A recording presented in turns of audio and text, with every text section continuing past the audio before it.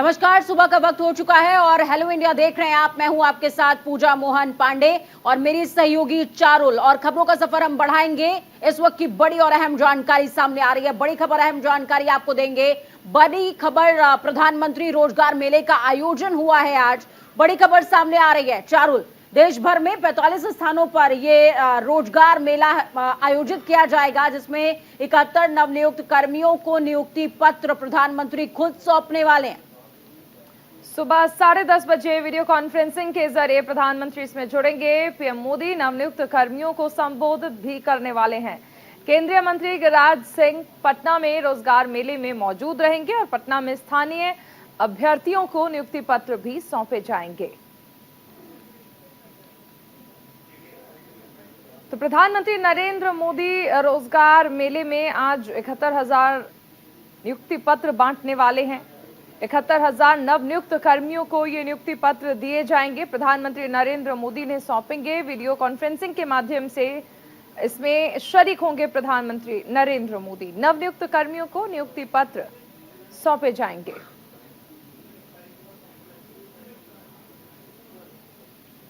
केंद्र सरकार के आपको बता दें कि अलग अलग विभागों के नवनियुक्त कर्मी ग्रामीण डाक सेवक, डाक निरीक्षक, वाणिज्य सह टिकट क्लर्क, सहायक अनुभाग अधिकारी, lower division clerk, sub division officer, कर सहायक, सहायक प्रवर्तन अधिकारी, प्रशिक्षित स्नातक, शिक्षक सहायक, रजिस्ट्रार और सहायक प्रोफेसर इसमें शामिल किए गए हैं।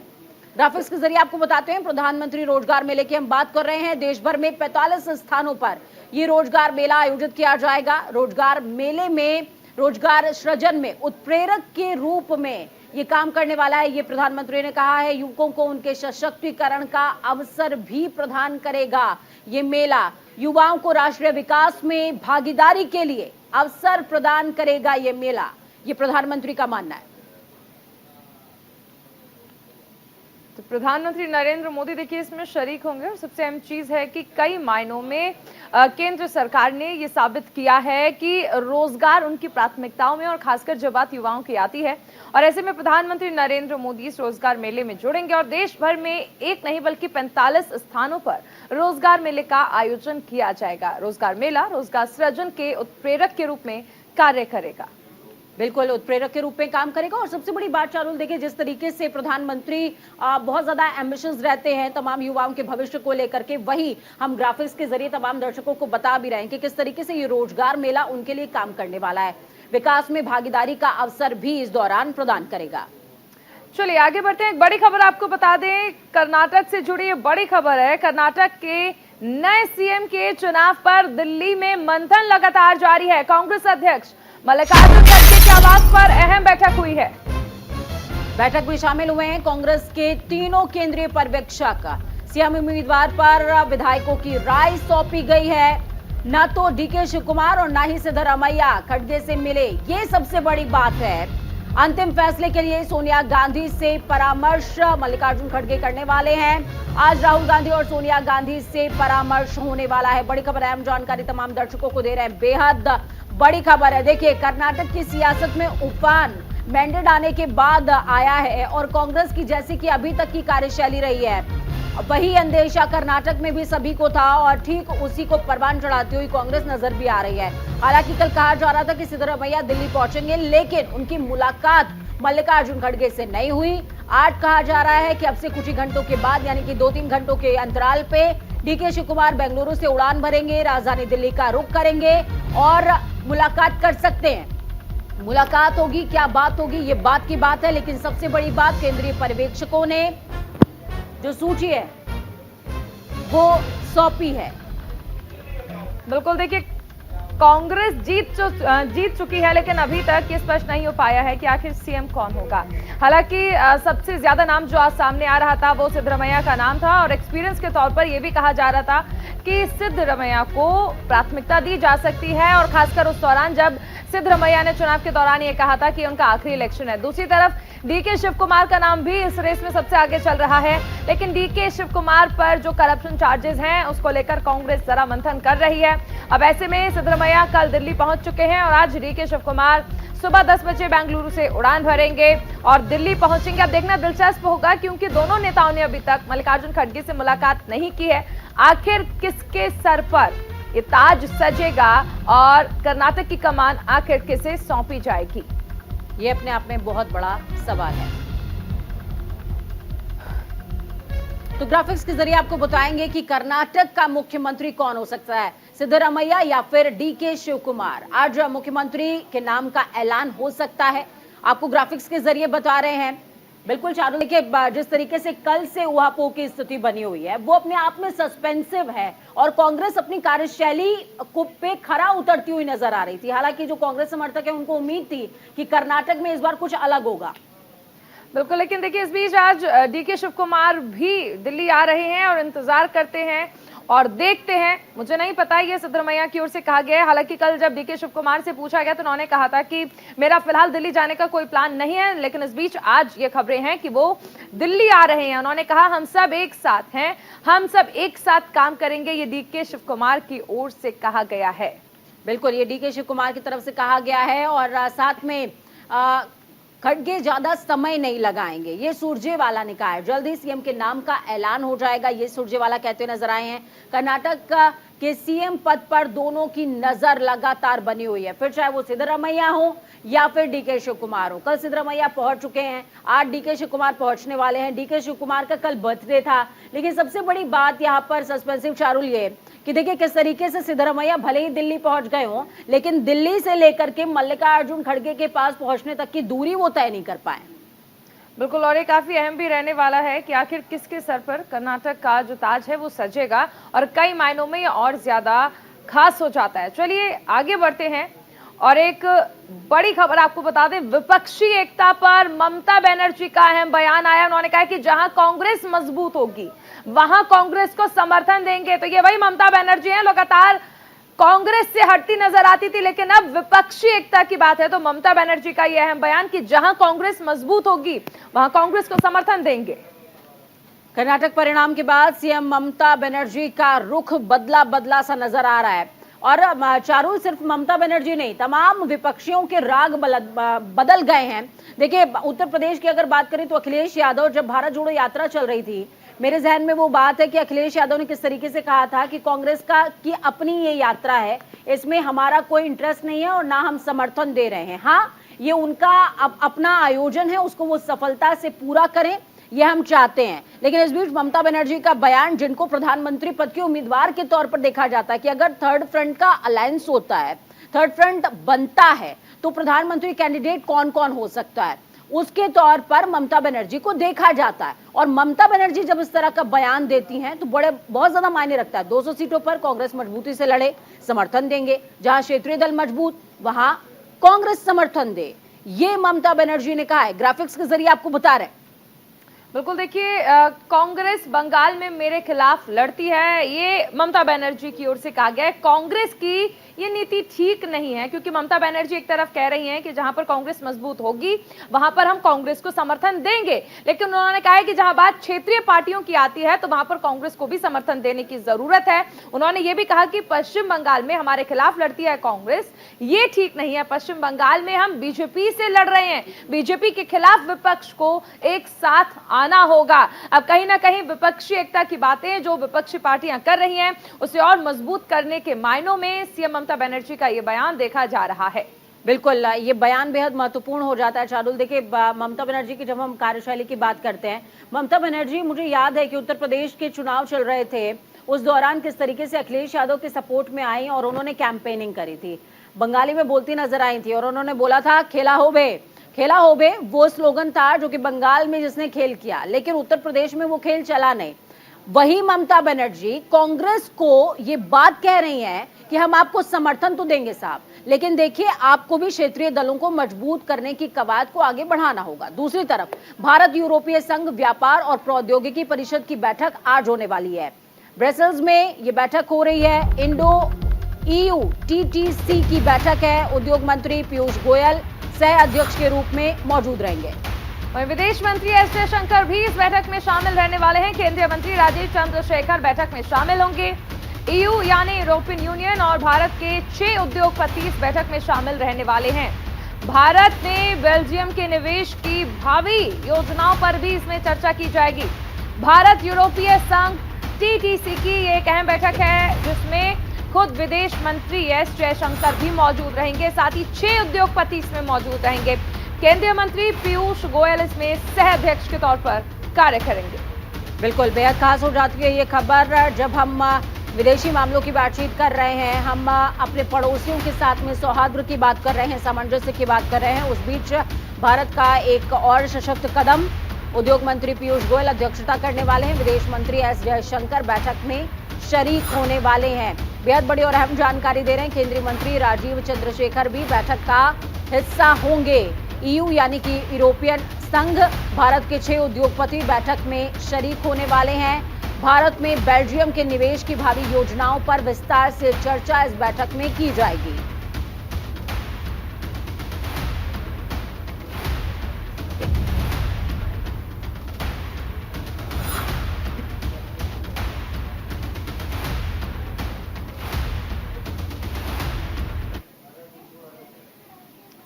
तो चलिए एक बड़ी खबर आपको बता दें, एल्डरमैन की नियुक्ति के मामले में सुप्रीम कोर्ट में आज सुनवाई होनी है।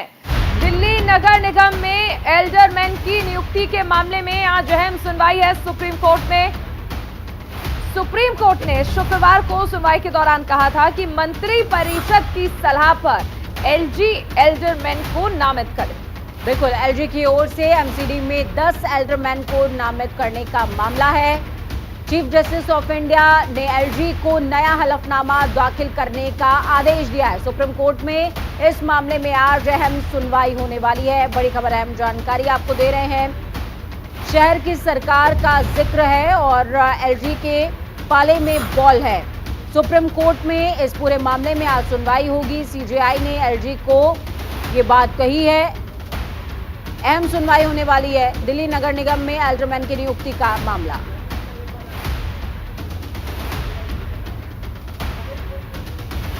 एल्डरमैन की नियुक्ति के मामले में ये बड़ी खबर आपको बताई जा रही है, जहां पर सुप्रीम कोर्ट में आज सुनवाई होनी है और अहम सुनवाई है ये, कई मायनों में ये अहम हो जाती है।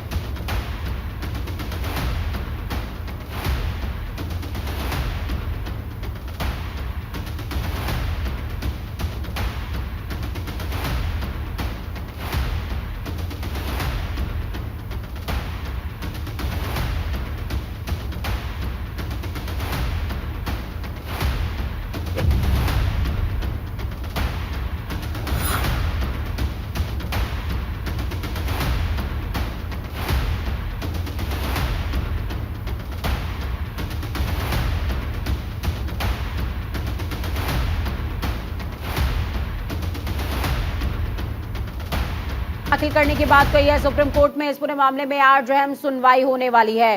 तो वहीं आपको बड़ी खबर, अहम जानकारी को और दे रहे हैं। दिल्ली में अधिकारियों के तबादले पर रार बढ़ती हुई नजर आ रही है। संविधान पीठ के फैसले के बाद भी नहीं थम रहा है विवाद। फैसले के 24 घंटे के अंदर शीर्ष कोर्ट आम आदमी पार्टी सरकार पहुंच चुकी है।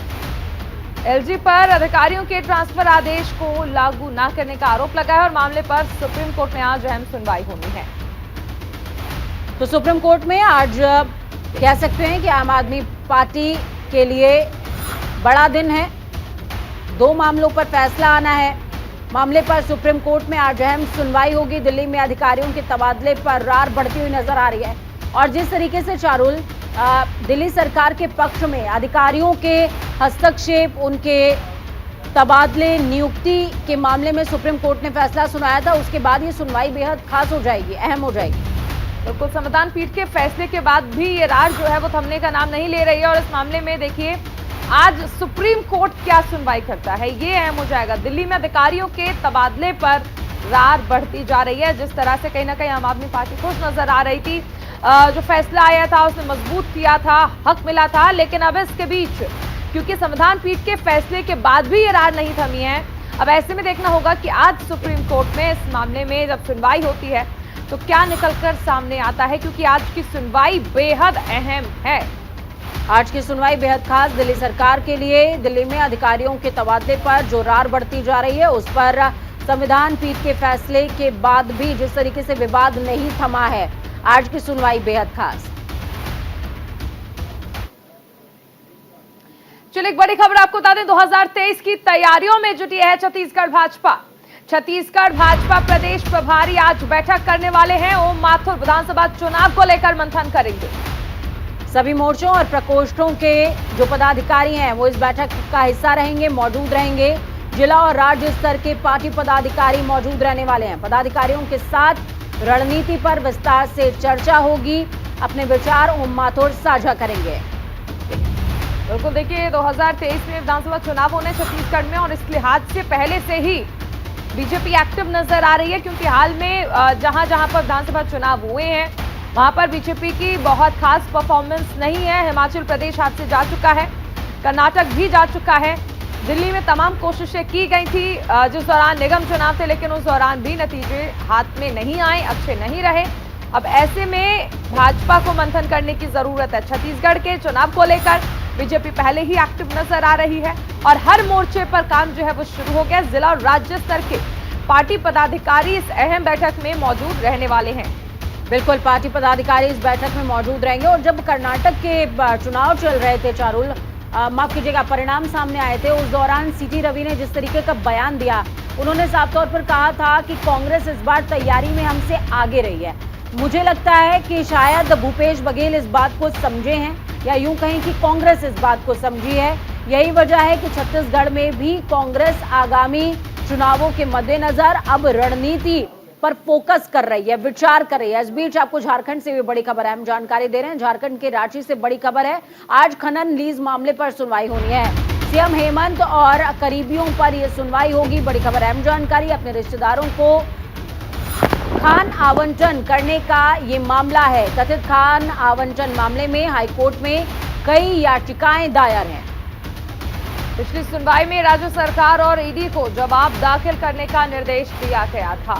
खान मंत्री रहते झारखंड के सीएम हेमंत सोरेन ने नियम विरुद्ध जाकर अपने रिश्तेदारों को माइनिंग लीज आवंटित कर दी थी, और इस पर आरटीआई एक्टिविस्ट सह अधिवक्ता सुनीत कुमार महतो ने हाईकोर्ट में जनहित याचिका दायर की थी, और इस पर आज फिर से सुनवाई होनी है। बता दें कि इस मामले में पिछली सुनवाई 3 अप्रैल को हुई थी। याचिका में कहा गया कि सीएम हेमंत सोरेन ने खनन मंत्री रहते हुए खुद अपने रिश्तेदारों को खनन लीज किया था।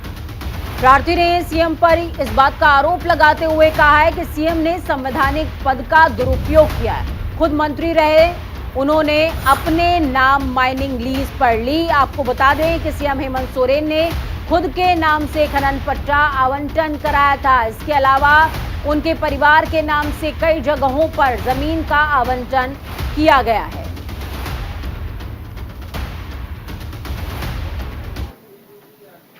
चलिए एक बड़ी खबर आपको बता दें, द केरल स्टोरी पर आज सुप्रीम सुनवाई होनी है। फिल्म पर रोक लगाने की मांग पर यह अहम सुनवाई होगी। याचिका में फिल्म को प्रतिबंधित करने की मांग की गई है। केरल हाईकोर्ट अंतरिम रोक से इनकार कर चुका है। केरल हाईकोर्ट ने साफ तौर इस तरफ इशारा किया था कि रोक लगाने की कोई बात नहीं है, क्योंकि हमने फिल्म को देखा है और फिल्म तमाम चीजों पर, सत्य घटनाओं पर आधारित है, इसलिए रोक नहीं लगाई जा सकती। दूसरी तरफ हाईकोर्ट के इस फैसले को सुप्रीम कोर्ट में आधार बनाकर चैलेंज किया गया है। Supreme court the Kerala story film पर रोक लगाने से इनकार करने संबंधी केरल हाईकोर्ट के आदेश को चुनौती देने वाली याचिका पर आज सुनवाई करेगा। आपको बता दें कि सुदीप्तो सेन के डायरेक्शन में बनी फिल्म की स्क्रीनिंग देश के सिनेमाघरों में 5 मई से शुरू हो चुकी है।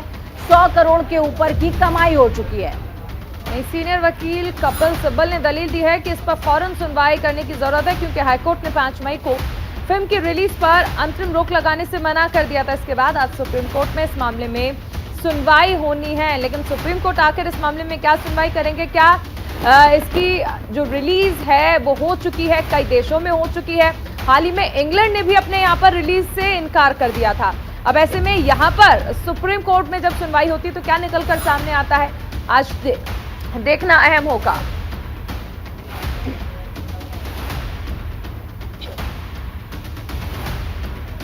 द केरल स्टोरी पर आज अहम सुनवाई है। फिल्म पर रोक लगाने की मांग पर सुनवाई होनी है।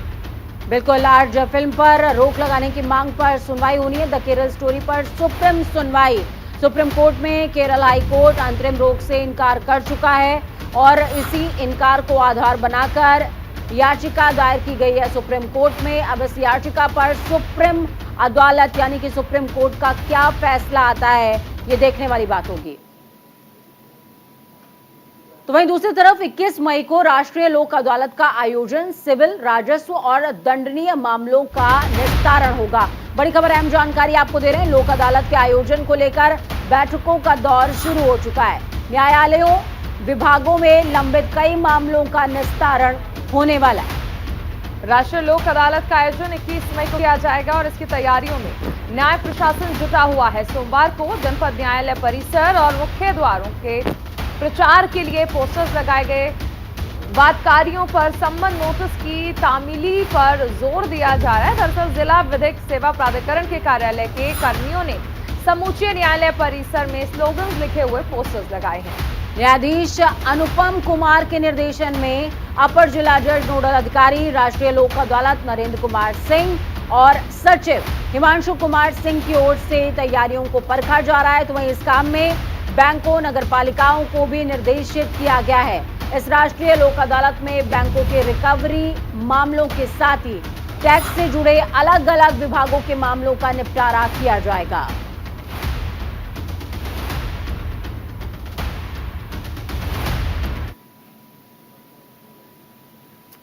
चलिए आगे बढ़ते हैं। एक बड़ी खबर आपको बता दें, थल सेनाध्यक्ष जनरल मनोज पांडे के मिस्र दौरे से जुड़ी ये बड़ी खबर है। थल सेनाध्यक्ष मनोज पांडे मिस्र के दौरे पर रवाना हो चुके हैं। मिस्र के सशस्त्र बलों के प्रतिष्ठानों का भी दौरा करेंगे।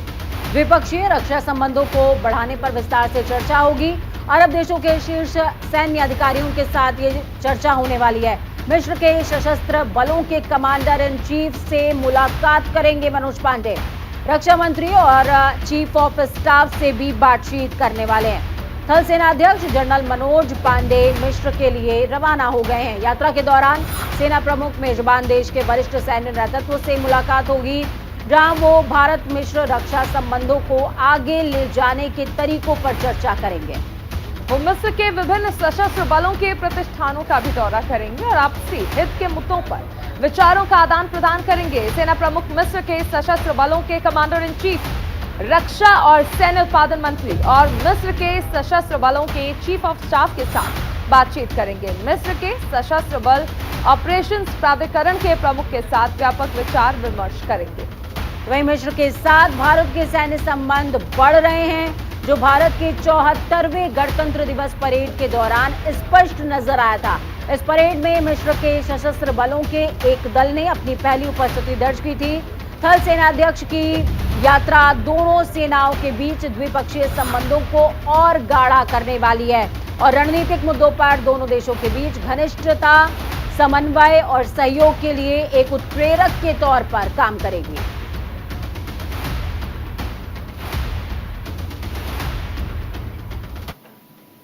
एमपी एमएलए कोर्ट में मुख्तार की पेशी आज होनी है। बड़ी खबर, अहम जानकारी आपको दे रहे हैं। बड़ी खबर सामने आ रही है, गैंगस्टर एक्ट के मामले में ये पेशी होने वाली है। वीडियो कॉन्फ्रेंसिंग के जरिए सुनवाई होगी।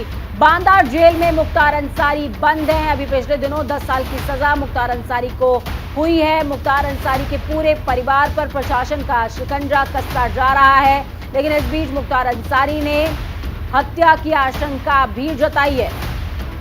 एमपी एमएलए कोर्ट में आज मुख्तार अंसारी की पेशी होनी है। गैंगस्टर एक्ट के मामले में ये पेशी होनी है। वीडियो कॉन्फ्रेंसिंग के माध्यम से दरअसल ये सुनवाई जो है वो होगी। बांदा जेल में फिलहाल मुख्तार अंसारी बंद है। बांदा जेल में मुख्तार अंसारी बंद और आपको बता दें कि एमपी एमएलए कोर्ट में आज पेशी होनी है।